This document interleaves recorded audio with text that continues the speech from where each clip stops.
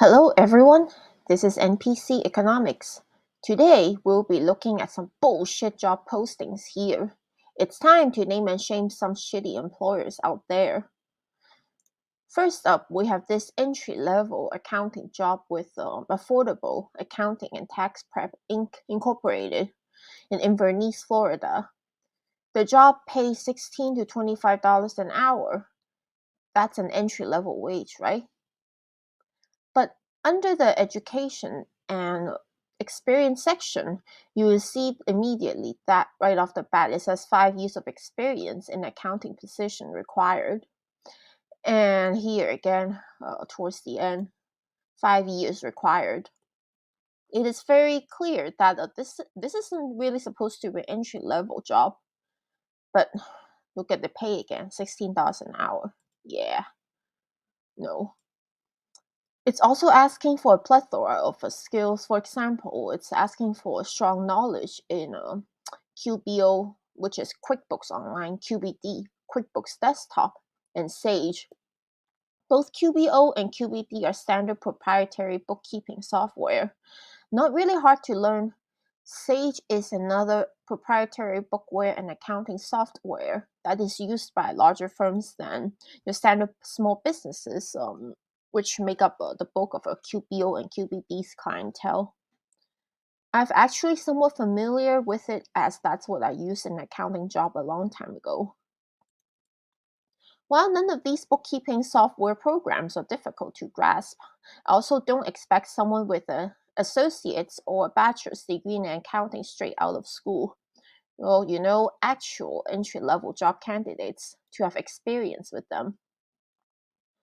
Although Inverness has a slightly lower cost of living than Florida on average, this is still insulting.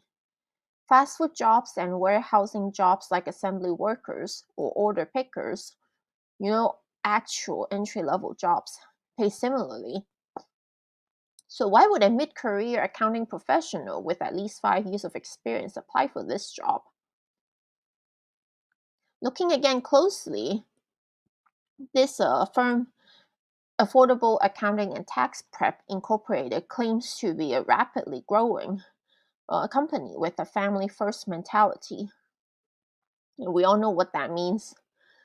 This sounds like a low-budget, cheap employer to me, and with a name like Affordable Accounting and Tax Prep, yeah, it has the word cheap written all over it. This is a certified.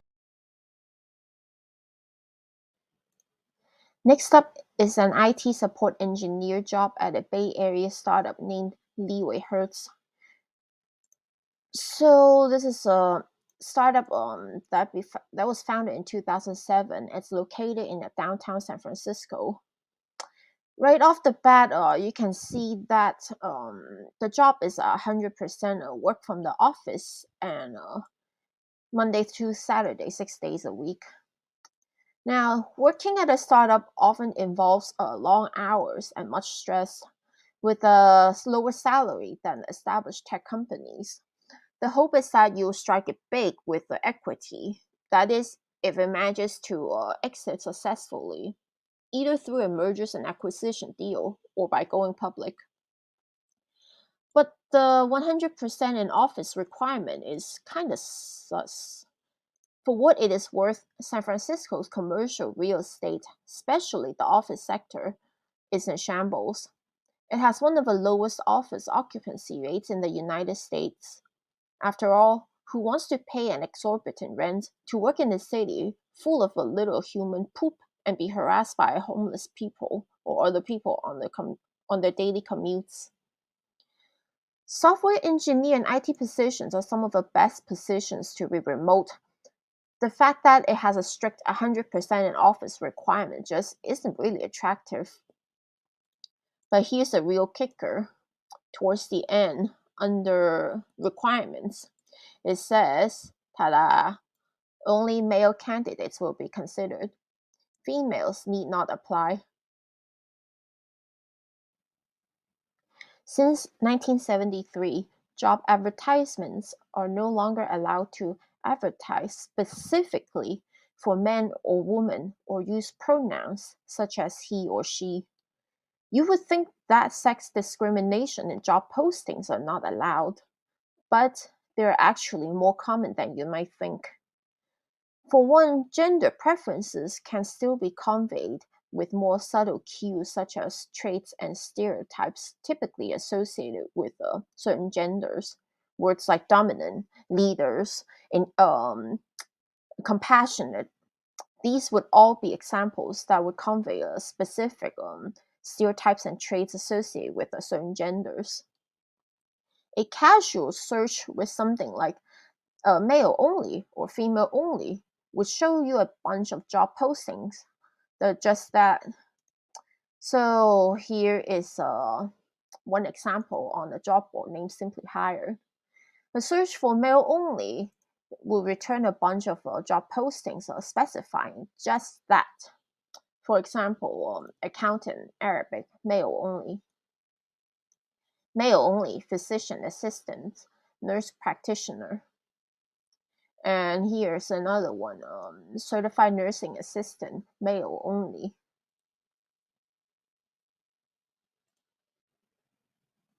Finally, we have this real gem right here. Have you ventured into the world of LinkedIn lunatics? This is a job posting found on a LinkedIn by a new beginning Genesis 2. Okay, just the name itself sounds suspicious, isn't it? It's the person who posts this job, Joseph Anthony, what's his name? Joseph Anthony Vaccariello. Just a straight up angry person? What's up with all these cap locks that are littered throughout the job posting? Wow.